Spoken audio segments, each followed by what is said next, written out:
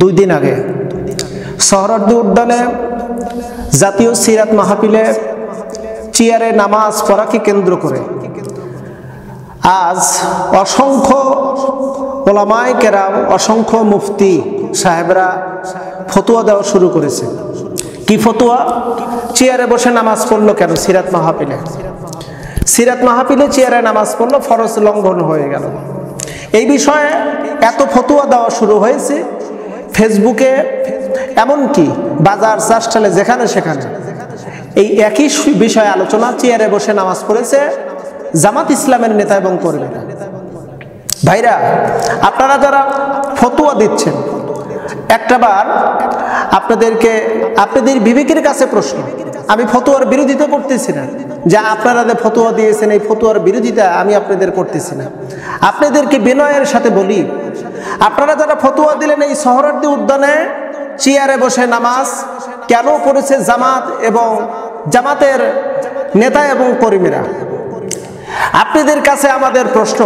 তা হলো, সোহরাওয়ার্দী উদ্যানে যেই সিরাত মাহফিলটা হলো,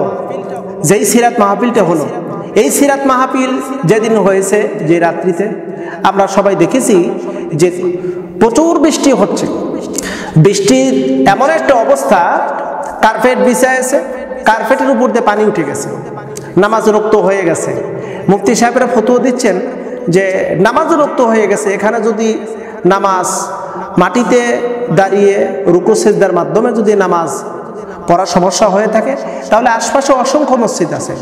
আপনাদেরকে একটা কথা বলি, যেই সময় প্রোগ্রামটি চলছে, চলমান অবস্থা, নামাজ রক্ত হয়ে গেছে, নামাজ এখানেই পড়বে।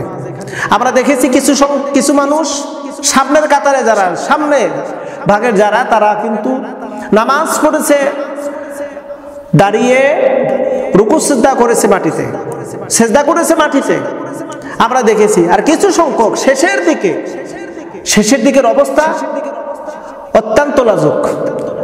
আমি ওখানে আমার বন্ধুবার ছিল, তাদের সাথে আমি যোগাযোগ করেছি। তারা বলছে যে মৌলানা, আমরা যে জায়গায় আমরা নামাজ পড়েছি সেখানে চেয়ারে ছাড়া নামাজ পড়ার মতন কোনো সুযোগ নেই, এমন একটি অবস্থা।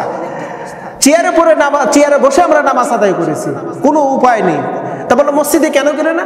বলে মসজিদে যদি যেতাম, এখানে 60,000 চেয়ারের বরাদ্দ ব্যবস্থা করা হয়েছিল, তারপরেও অসংখ্য মানুষ এই কার্পেটের উপরে পানি উঠে গেছে, সেখানে বসেও এই সিরাতের মাহফিলে দীর্ঘ সময় তারা বসে বসে আলোচনা শুনেছে।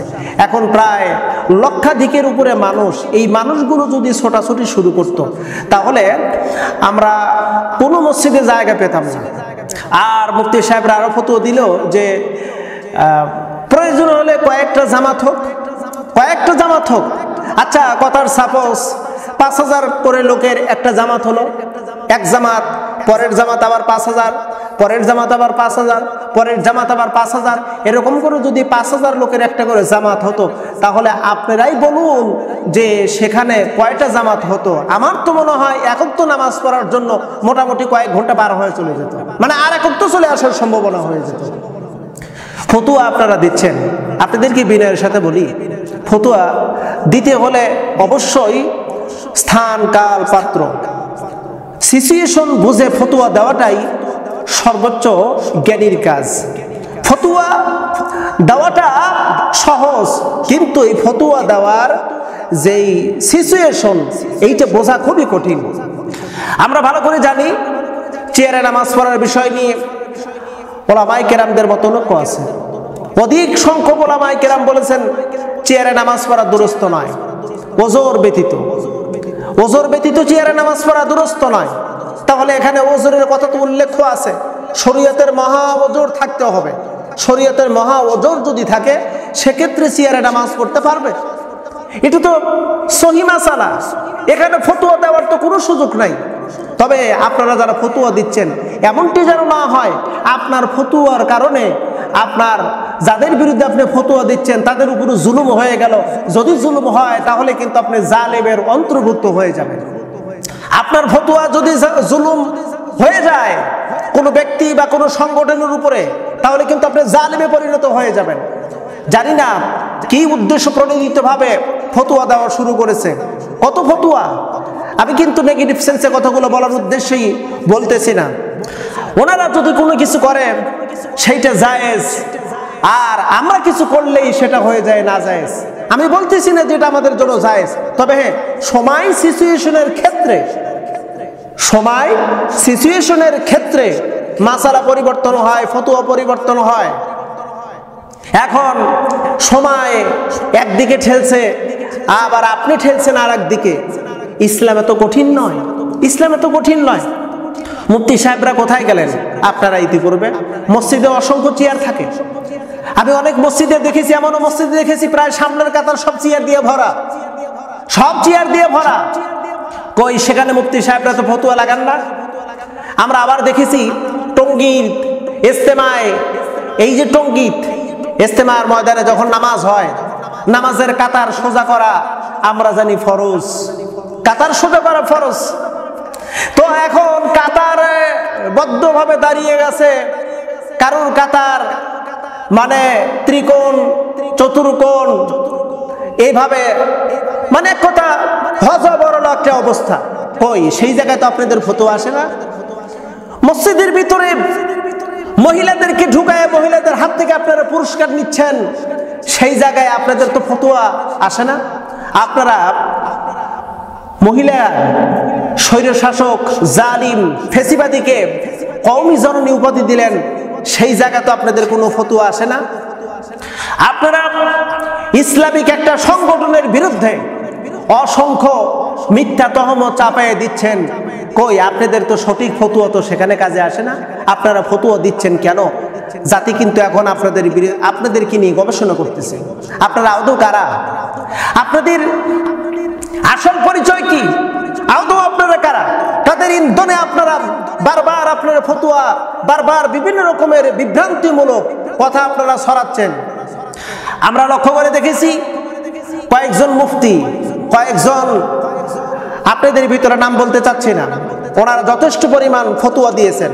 যে ফতোয়া দিয়েছেন সেই ফতোয়াগুলো যদি আমরা সামনে উন্মোচন করি তাহলে বেমানক হয়। আর বেমানন কোনো বিষয় আমি আমার আলোচনায় তুলতে চাই না। তবে একটা বিষয় পরিষ্কার ভাবে বলতে চাই, ফতোয়া দেওয়ার আগে সিচুয়েশনটা বুঝুন। সিচুয়েশন না বুঝে ফতোয়া দিয়ে জাতিকে বিভ্রান্তিত করবেন না। আজ গোটা বাংলাদেশের হাতে গোনা কয়েকজন মুফতির কারণে আজকে মানুষের মাঝে সমালোচনার ঝড় শুরু হয়ে গেছে। শুধু সমালোচনা। চেয়ারে বসে নামাজ পড়লো জামাত ইসলামের নেতা কর্মীরা সোহরাওয়ার্দী উদ্যানে। আস্তাগফিরুল্লাহিল আযীম।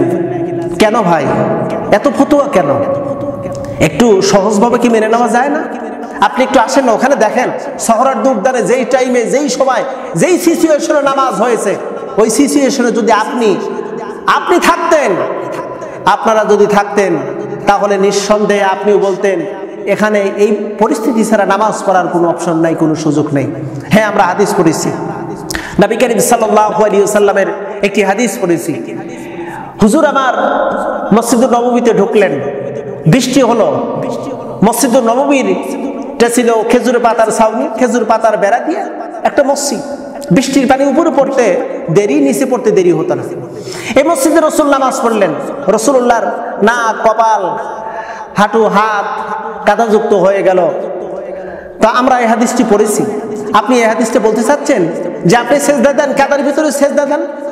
আপনি বলতে চাচ্ছেন আপনি এই অবস্থায় আপনার পুরো শরীর কাদামুক্ত হয়ে যাক? ভাইরে, হাদিসের তাহকিকটা আগে বুঝুন। তাহকিকটা আগে বোঝার পরে তারপর আপনি আপনার মন্তব্য প্রকাশ করুন।